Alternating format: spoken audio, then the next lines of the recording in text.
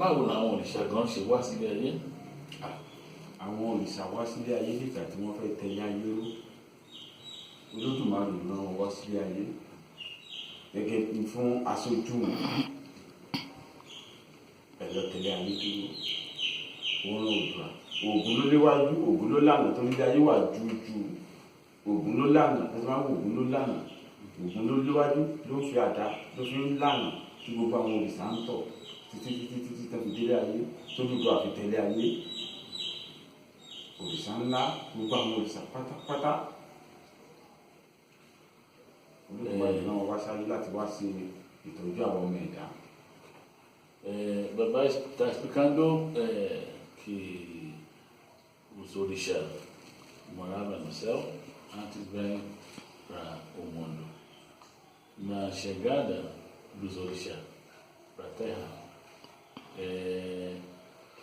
quem fica na frente, quem abriu caminho era o orixá Ogum, e ele fica na frente abrindo e o outro seguindo ele até chegar na Terra. E o Olodumare criou a Terra para o humano, para conseguir lugar para ficar. Esse é o babá. Que nem o do Ifá. A massa foi Ifá. Odù Ifá jẹ́ ọ̀rọ̀ ẹnu Olódùmarè. Ọ̀rọ̀ látẹnu Olódùmarè. Odù Ifá. Odù Ifá kọ̀ọ̀kan ló dẹ̀ sọ̀rọ̀ nípa ẹni kọ̀ọ̀kan. Ọ̀rọ̀ látẹnu Olódùmarè ni lójú Odù Ifá. Baba diz que o do Ifá é a palavra do Olodumare, a palavra de Deus. As igrejas vai falar a palavra de Deus. No final, então, Orunmila foi mensageiro que o Olodumare mandar com esse Odu, que cada Odu fala sobre humano, planta, tudo que existe na vida. É assim, babá. Kí ni òrìṣà gangan bí wàá ń pè lóríṣà? Àmọ́ àkókò òrìṣà. Ẹni tí orí bá ti ṣàdá ló jẹ́ òrìṣà. Èyí láàrin àwa ọmọ ènìyàn, òrìṣà wà nínú wa. Kí ni ìdí tá a fi máa sọ pé òrìṣà túrè láàrin àwọn ọmọ ènìyàn? Àwọn ẹni tí orí ṣàdá ni wọ́n ń pè ní òrìṣà. Nígbà tí Olódùmarè máa dá wọn, ó dá wọn ní ìyàtọ̀. Ní gbogbo ọ̀nà wọ́n fi important tán fi jẹ́ èèyàn pàtàkì. Láàrin àwọn ẹ̀dá náà máa rẹ́ ní nǹkan tó jẹ́ pé a máa rẹ́ lómi tó jẹ́ pé orí dídì ìsàdá gbogbo nkẹ́ a máa bọ́ sí ìrọ̀rùn bó sọ̀rọ̀ ọ̀rọ̀ rẹ̀ náà àgbà ní bó wùwà ìwà náà àgbà ní òrìṣà nǹkan àwọn òrìṣà orí ló ṣàwọn dá láti lè kí ó máa tọ́jú àwọn ọmọ aráyé. Olódùmarè ló ti dà wọ́n, òrìṣà ni wọ́n. Baba diz que a palavra orixá que essa é uma palavra que ligado com cabeça do tudo, que a pessoa, uma pessoa que é especial, que uma cabeça, por exemplo, entre nós humanos tem orixá, que uma pessoa vai ser unida, vai fazer coisa boa, ajuda muita gente, ele sempre não é pai de uma pessoa, mas levantar essa pessoa, fazer coisa boa para a vida de muita gente ser bom. Então, essas pessoas que são orixás. Então, a pessoa escolhida por Olodumare, que são orixás. Kamata, você vai ver se babá. Que nem o mano. Irúnmọlẹ̀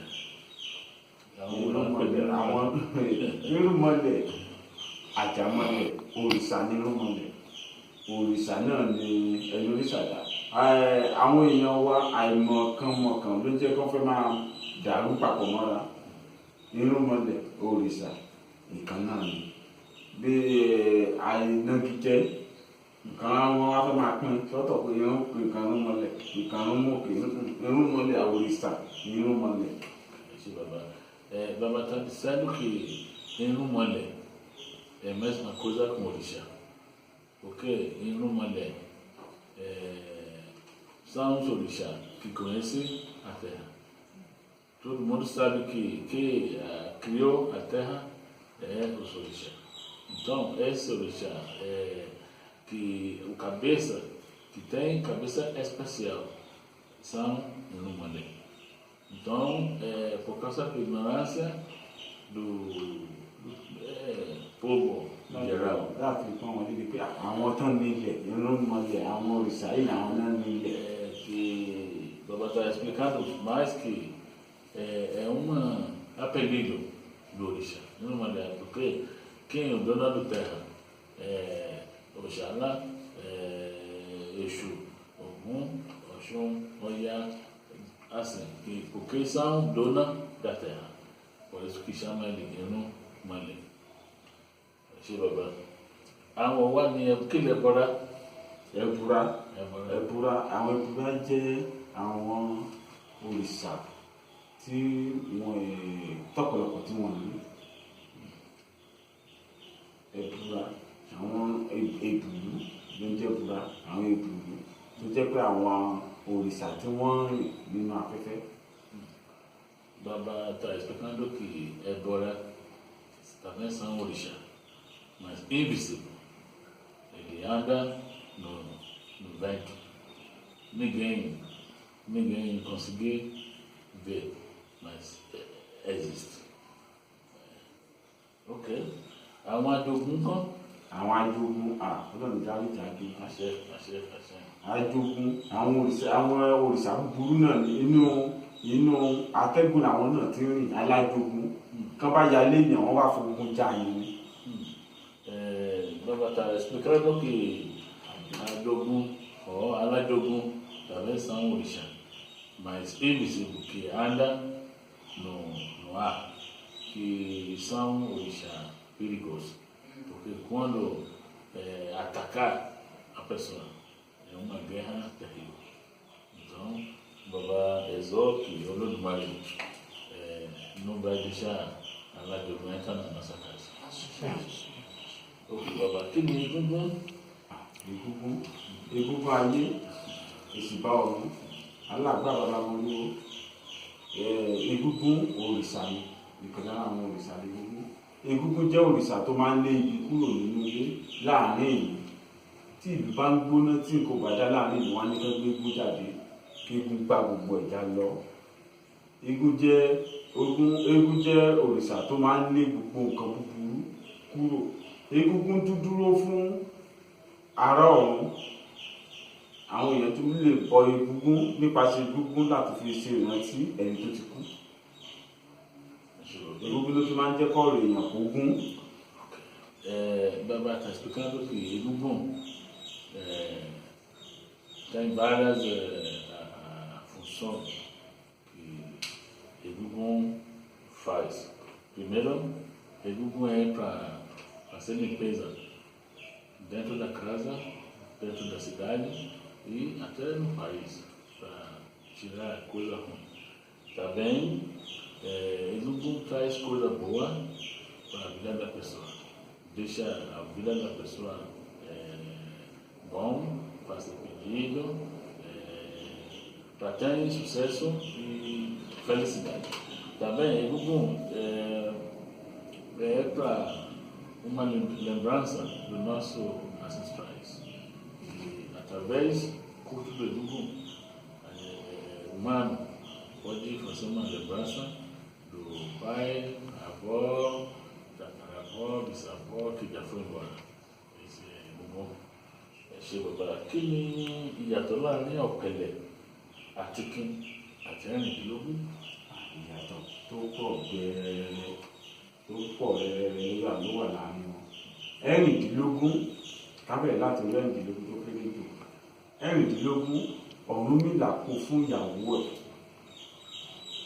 nígbà tí bàbá fẹ́ rìnrìn àjò. Tí àwọn àlejò bá máa wọ́n wálé nígbà kó sí gbogbo nǹkan ló ti mọ̀, ó dàbí gbà wọ́n náà gba ẹ̀rìndínlógún ìwọ ìyàwó mi máa dáa. Tó fi jẹ́ pé ẹ̀rìndínlógún ló máa ń dá. Obìnrin tó bá ní òun dá ọ̀pẹ̀lẹ̀, òun dá kín lóbìnrin. Torí mo rí kan lórí ẹ̀rọ ayélujára kóbìnrin náà òun dá ọ̀pẹ̀lẹ̀ òun dá kín. Ègún ló kó sórí ara ẹ̀ torí inú odò fátọ̀rùn mi láti kọ́ pé kó ti ṣe kó wá sọ ọkùnrin ló dá ọ̀pẹ̀lẹ̀ ló dá kí ẹ̀rìndínlógún ni Ọ̀rúnmìlà yọ̀ǹda fún obìnrin. Baba está explicando a diferença entre ọ̀pẹ̀lẹ̀ e Ikin ẹ̀rìndínlógún. Ele começou com ẹ̀rìndínlógún, que ẹ̀rìndínlógún foi instrumento que Ọ̀rúnmìlà deu para a esposa dele quando ele quer viajar. Porque a mulher dele já conhece tudo, já sabia folha, já sabia banho, já sabia tudo. Sabia feitiço. Mas a pessoa vai chegar, como que eu vou atender? Ọ̀rúnmìlà abençoa a coisa para a mulher dele. Então, por isso que a mulher tem poder para consultar através de Ẹ̀rìndínlógún. Vai explicar mais que hoje em dia existem algumas mulheres que estão consultando com o Ikin e que isso no culto da religião Yorùbá é igual, porque não tem outro que explicar que a mulher pode fazer isso.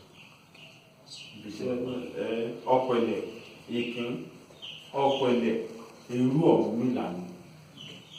Ọ̀rúnmìlà ara ọ̀pẹ̀lẹ̀ lẹ́rú ni ó sì ní odù fátóbì yẹn. Ọ̀rúnmìlà ara ọ̀pẹ̀lẹ̀ lẹ́rú nígbà tó délé wọ́n ti Ọ̀rúnmìlà lẹ́tọ̀ wọn kò máa ra ẹrú tó gbóná kò sí nǹkan tí òun rí.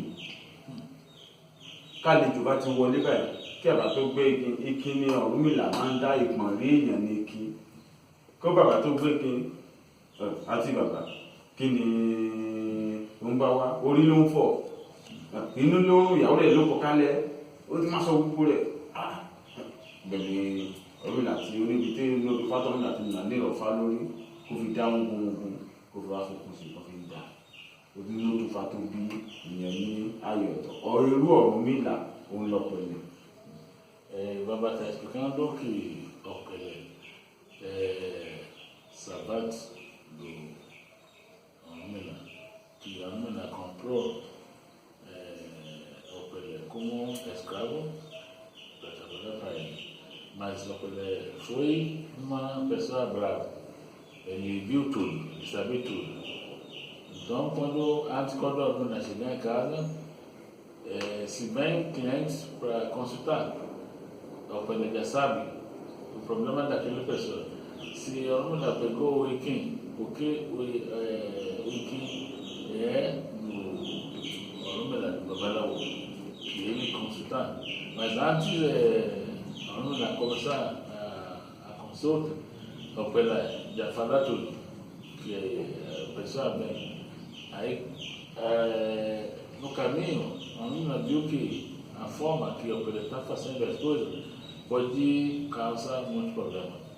Aí, Ọ̀rúnmìlà bateu a cabeça do ọ̀pẹ̀lẹ̀ com Iroqué, por isso que virou aquele concha que o Babaláwo sempre consulta até hoje.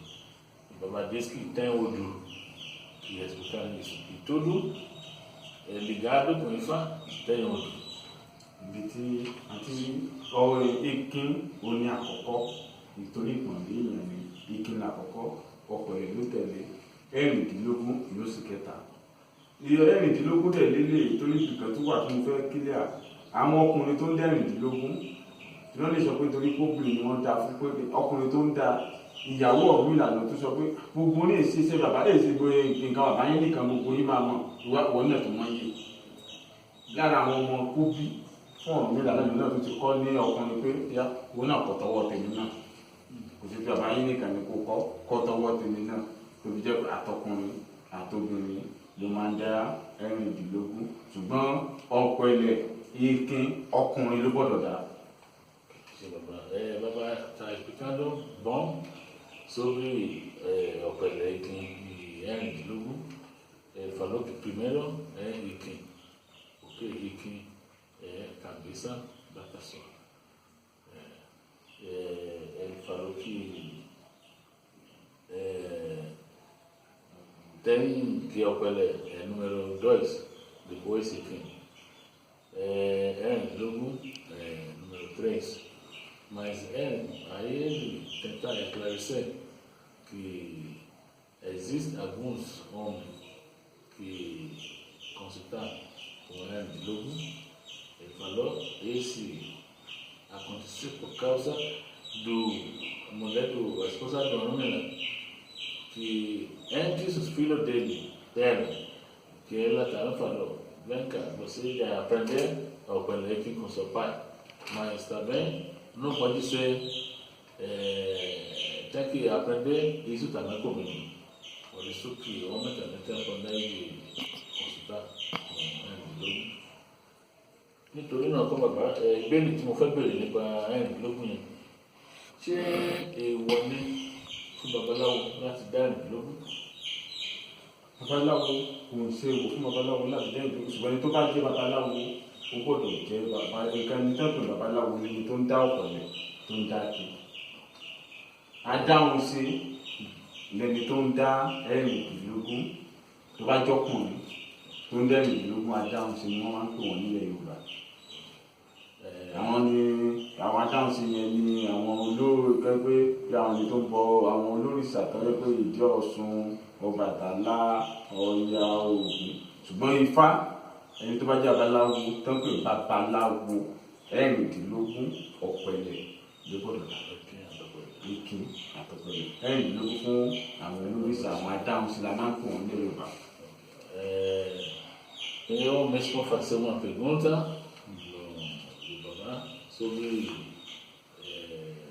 babaláwo, que tem pessoa que iniciam para Ifá, mas está consultando com ẹ̀rìndínlógún se é èèwọ̀ ou tabu, não pode. Mas ele falou, não pode, não tem problema. Mas na terra do Yorubá, ele tenta esclarecer que o homem que consulta com ẹ̀rìndínlógún ele tem outro grupo, classe. Os Yorubá chamam ele Adamshi, o feiticeiro. Ele faz feitiço e também cuida dos orixás, o babalorixá. Então o babalorixá tem direito para consultar com ẹ̀rìndínlógún, mas o babaláwo que inicia para Ifá, que é o babaláwo mesmo, tem que sempre consultar com ọ̀pẹ̀lẹ̀ e Ìkín. Ẹ ṣé bàbá. Ẹ má bínú, ìbéèrè tó kù, ìbéèrè pọ̀ o, ṣùgbọ́n ká má gba àwòkọ́ ní ìbéèrè kan tó kù ní lórí ògbóni. Kí ni ògbóni, àwọn olùgbóni náà, kí ni nǹkan tó ń sìn ní ògbóni náà? Ògbóni ó ní ògbódò ọ̀rà, onílé ó wà ara àwọn ìkọ̀rà náà.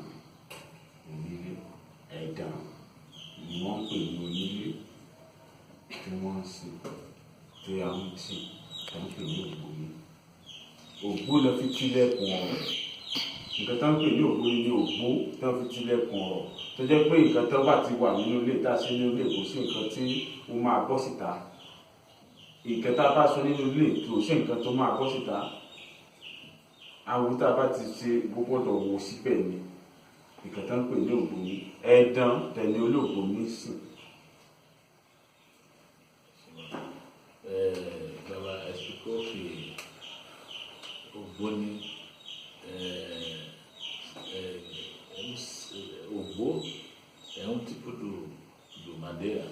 Quando você fecha a porta, aí você coloca esse ògbóni atrás, dizendo que tudo atrás uma porta fechada. Ninguém sabe o que está acontecendo fora. Então tudo que os membros falam dentro do quarto não pode sair para fora. Esse que é a o. Então esse que é o bonito. Então o que ele cultua é o orixá, ẹ̀dàn. Ṣé ẹ lè fún wa lórin ìbílẹ̀ kan fún àwọn èèyàn wa nílùú Brazil? Orin ìbílẹ̀ pọ̀ tó jẹ́ orin Ifá. Ká mú orin kan nínú àwọn orin Ifá.